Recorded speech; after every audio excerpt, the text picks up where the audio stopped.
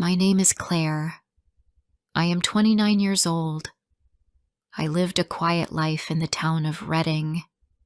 I worked at a small clinic as a receptionist. Every day felt the same. It was simple and peaceful. I did not think my life would ever change. Then I met Daniel. He came into the clinic with his friend. His friend had hurt his hand. Daniel stood beside him, calm and polite. He smiled at me and asked for a pen. After that day, he came back again, but alone. He said he liked to walk by the clinic and stopped just to say hello. Soon, we started talking more. We met for coffee after work.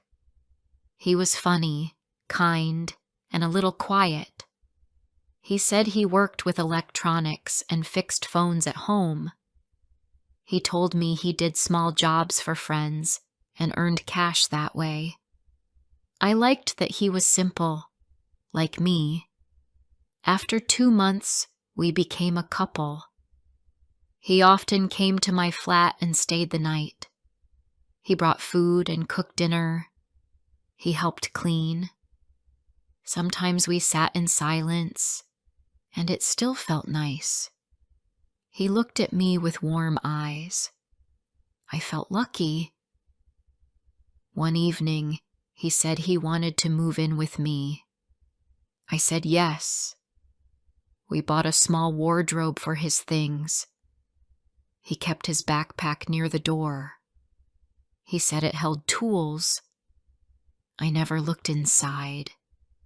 Everything seemed fine in the beginning. He worked during the day and sometimes left in the evening to fix phones. I believed him. He always came back before midnight. He never smelled like alcohol. He never shouted. I felt safe. But slowly, I started to notice small things. He would never take phone calls near me. If his phone rang, he would step out onto the balcony. He said, "It's just a work call." Sometimes he left the flat without telling me first. I asked where he was going, and he always said, "Just helping someone." One night he came home with a small cut on his hand. I asked what happened. He said, "A broken phone screen." I gave him a bandage. He smiled and said it was nothing. Another time, I was cleaning the flat. I found a roll of black tape and a screwdriver under the sofa. It looked new and unused. I asked, "Why is this here?" He said, "I used it earlier. I forgot to put it back." I said nothing more. He started to carry more cash. He paid the rent without delay. He bought me flowers and nice food. But we both worked simple jobs. I asked, "Where is this money from?" He said, "From clients. Some give extra. It's lucky." I wanted to trust him. I really did. One Friday night he left at 9 p.m. He said he had to meet someone near the train station. I stayed home and watched a film, but he didn't return until after 1 a.m. When he came in, his hands were cold. He looked tired. I asked, "What took so long?" He said, "The phone was worse than I thought." I went to bed, but I could not sleep. My heart felt heavy. I started to feel something was wrong. A few days later, I opened the cupboard to look for biscuits. His black backpack was there. I paused. I had never touched it. But that night, something pulled me to look. I opened it just a little. Inside, I saw black gloves, 2 screwdrivers, and a small plastic card I didn't recognize. I zipped the bag shut. He came home 10 minutes later. I acted normal. That weekend, we visited my sister in Oxford. Daniel was quiet during the drive. At lunch, my sister asked him, "What do you do for work?" He smiled and said, "Tech jobs, fixing things." She looked confused, but said nothing more. On the drive back, Daniel said, "I don't like your sister much." I asked why. He said, "She asks too many questions." One night, I could not sleep again. I sat in the kitchen with a cup of tea. Daniel was on the balcony, on the phone. His voice was low. I heard the words job and tonight. I stayed still. When he came in, he jumped a little. He didn't expect me to be awake. He asked, "Why are you up?" I said, "Couldn't sleep." He walked to the bathroom and closed the door. I sat at the table, thinking. The next morning, he was already gone. I found a note on the fridge. "Back soon. Don't wait." Hours passed. It was almost lunch when he returned. He held a small plastic bag in one hand. He said, "Just parts." I didn't ask, but my hands shook when I washed the dishes. A few days later, a neighbor stopped me in the hall. Her name was Mrs. Rayner. She said, "I saw your boyfriend outside at 2 a.m. He was talking to a man in a dark coat." I asked, "Where?" She pointed to the side street. "Right there," she said. I went back into my flat and sat down. My head felt hot. I told myself, maybe it's nothing. But my heart knew better. That night, I waited until Daniel slept. I went to the cupboard and took the backpack again. I opened it fully. I found a black mask, 2 phones without SIM cards, a map with a red circle drawn on it, and 3 more plastic cards. I didn't know what they were. I felt sick. I put everything back, locked the cupboard, and went to bed. I didn't sleep. The next morning I asked him, "What kind of jobs do you really do?" He looked at me, his face still. "I told you. I fix things." I said, "I found your bag." He stayed quiet for a long time. Then he said, "You don't understand." I said, "Then help me understand." He stood up and walked to the window. "I have some people I work with," he said. "We do small jobs. Just tech stuff. No one gets hurt." I whispered, "Are you in trouble?" He turned. "Not yet." I wanted to cry, but my eyes were dry. I asked, "Is it illegal?" He looked away. "Some of it is." I felt like I couldn't breathe.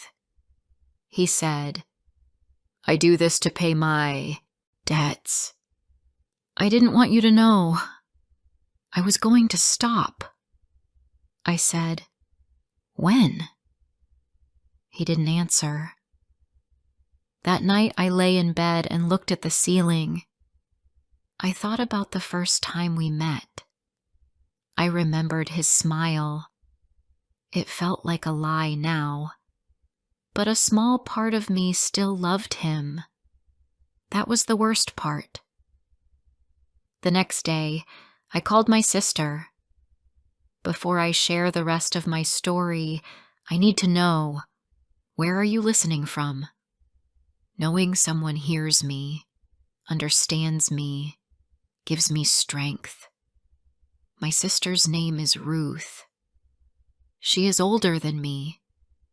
She is also stronger. I called her from work and asked if I could come over. She said yes at once. I left early and took the bus to her house. I held my bag close the whole ride. My hands would not stop shaking. When I got there, she gave me tea and asked what was wrong. I told her about Daniel. Not everything, but enough. I said, he hides things. I found strange tools and cards. I think it's not legal. Ruth looked at me for a long time. She didn't speak right away. Finally, she said, Claire, you have to be careful. You don't really know what he's doing. I nodded. She said, you should leave. Come stay here for a few nights. I wanted to say yes, but I said, I need to go back. I need to hear the full truth. Ruth looked worried. She said, don't wait too long. I promised I wouldn't. That night, I returned home. Daniel wasn't there. I sat on the sofa and looked at the door. I thought about what to say. I was scared, but I was more scared of not knowing the truth. He came in at midnight. His coat was wet. He looked tired. He said, you're still awake? I said yes. He walked to the kitchen and poured water. I stood and said, we need to talk. He turned around, silent. I said, you can't lie anymore. I know something is wrong. I found the bag. I saw the map. I saw the phones. He sat down and looked at the floor. After a moment, he said, I didn't want you to know. I didn't plan to bring it into your life. I asked, what are you doing? He said, it's small jobs. Just data things. I break into systems. We take cards. We sell them. No one gets hurt. My legs felt weak. I sat down. That's a crime, Daniel. He said, yes, but it was never meant to last. Just to fix my life. He told me he was in debt. He owed money to the wrong people. He tried to work at a shop, but the money was not enough. A man he knew offered him quick jobs. He took the first one, then the second. Soon, it became a regular thing. I asked, do you want to stop? He said, yes. I asked, do you mean that? He looked me in the eyes. Yes, but I need help. I didn't know what to do. I said, you have to tell someone, or walk away now. He said, if I walk away, they will find me. I felt cold. I stood and walked to the window. For a long time we said nothing. The next morning, I called in sick. Daniel slept late. I sat at the table with my tea. I thought about the past year.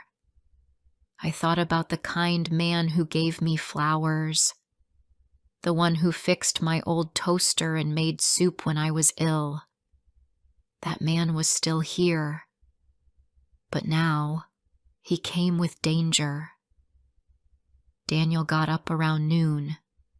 He sat across from me and said, "I'll stop. I'll burn the maps. I'll delete the files. I'll give back the tools. I swear it." He took my hand. "Will you stay with me?" I didn't answer. That evening we made pasta. It felt almost normal. He put music on. We ate and talked about films. I laughed once, but inside I was tired. That night I didn't sleep beside him. I slept on the sofa. The next day I returned to work. Ruth messaged me 3 times. "Are you okay?" I said. "Not sure." She called and said, "I've been reading. You need to be careful. These men don't stop easy." I asked, "What would you do?" She said, "Leave now." I said, "I want to give him one chance." She said, "Then don't give more than that." That evening, Daniel came home early. He brought flowers. He looked hopeful. He said, "I turned the phones off. I'm done." I told them I quit. I asked, "Did they believe you?" He said, "They weren't happy, but they let me go." I wasn't sure if it was true. A few days passed. Things seemed quiet. Daniel stayed home.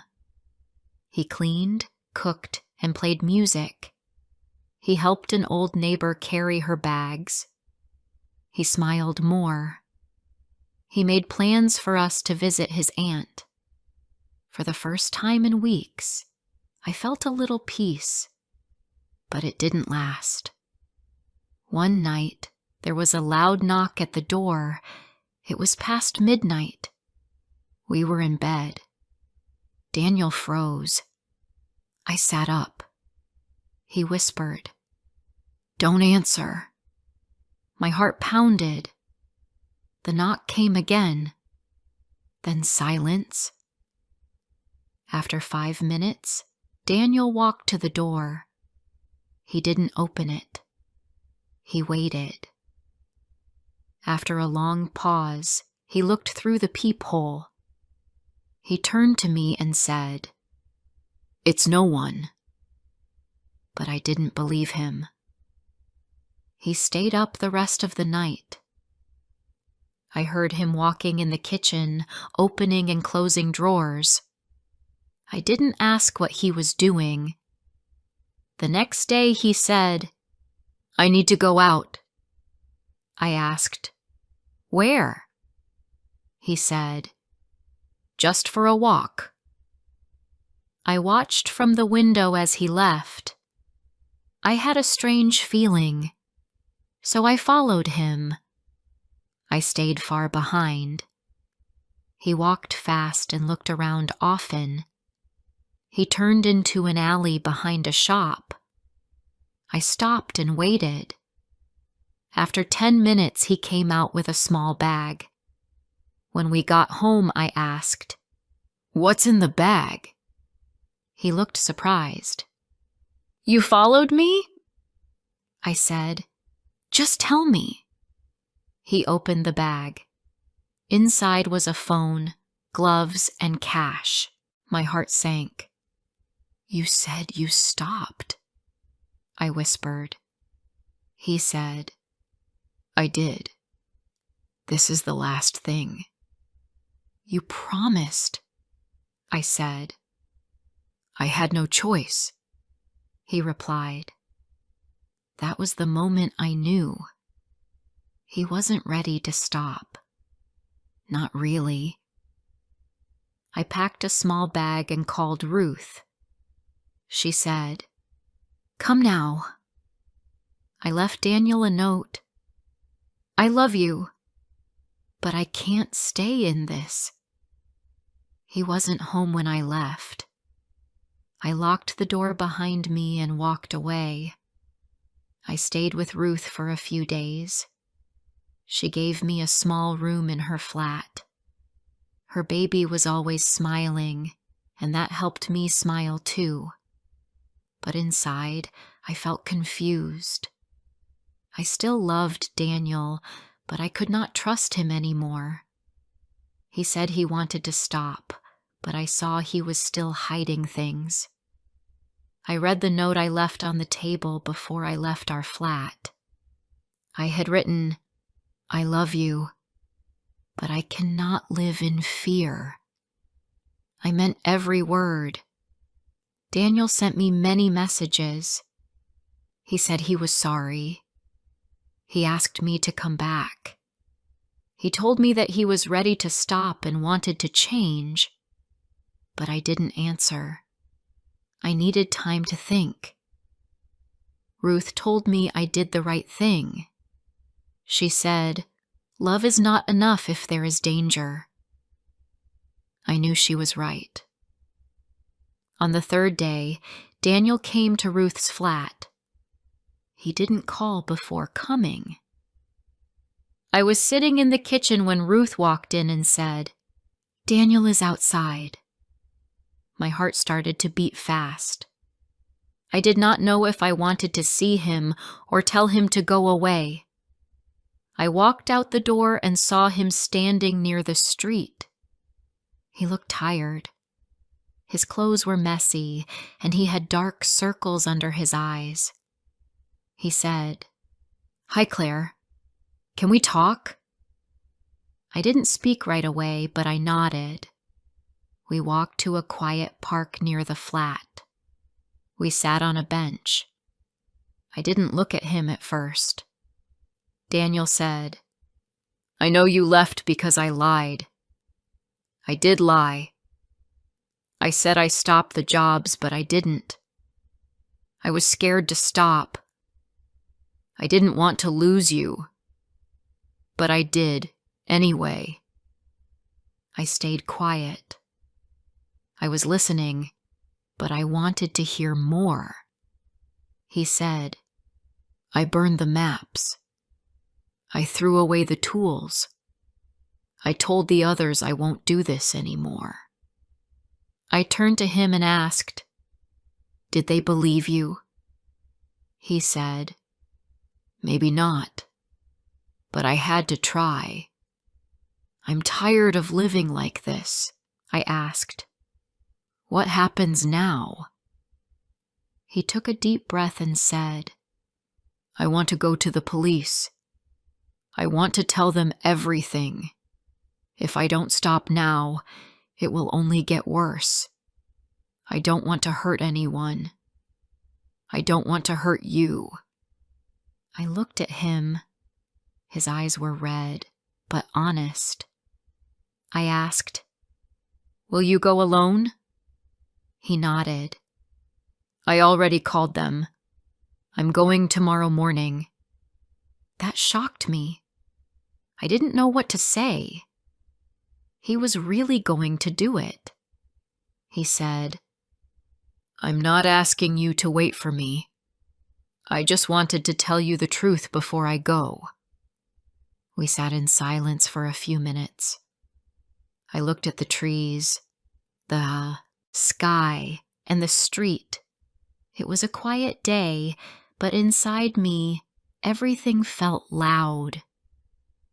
Before we left the park, I said, "If you truly do this, I will be proud of you, but I can't promise I'll come back."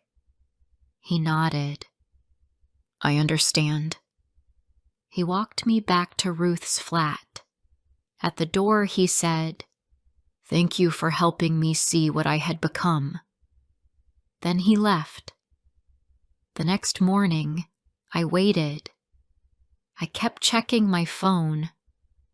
Around noon, I got a message from Daniel. It said, "I went in. They took my statement. I don't know what will happen next, but I feel better. I wrote back, I'm proud of you. That was the first time I replied since I left. A week later, I got another message. He said the police had charged him. He would be in jail for 6 months. He also said, I know that's not long, but I'll use the time to change. You gave me a reason to try. I moved to a new town. It was not far, but it felt like a fresh start. I got a new job at a dentist's office. The people there were kind. I kept myself busy with work and books. I also started writing in a small notebook. It helped me stay calm. Every night, I wrote one thing I was thankful for. Some days it was just tea or quiet, but it helped. I didn't visit Daniel in jail.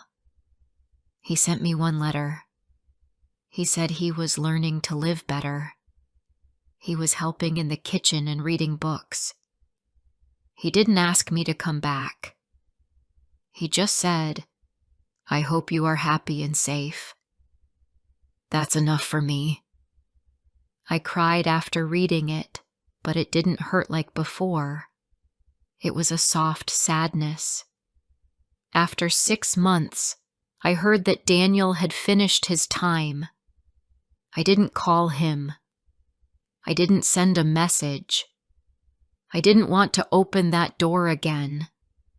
Some people change, but I wasn't sure if love was enough for me to forget. One evening, Ruth and I sat on the balcony. She asked, Do you still miss him? I said, Sometimes. But I miss the good version of him. Not the one who kept secrets. She nodded and passed me a cup of tea. I thought about my life now. It was quiet and safe. I had peace. I didn't wake up in fear. I didn't check the door 3 times. I didn't hide my thoughts. That meant more than anything. Daniel was part of my life. I would never forget him. He had shown me love, but he also showed me what happens when love has lies inside it. I wished him well, but I didn't wish to return. One morning, Ruth gave me a gift. It was a new notebook. On the first page, she had written, Write only truth. I smiled. I opened to a fresh page. I wrote, I was afraid. I was hurt. But now I am free. And I really was. We all go through hard times, but stories like this can help us feel seen. Thank you for watching, and come back for more real moments.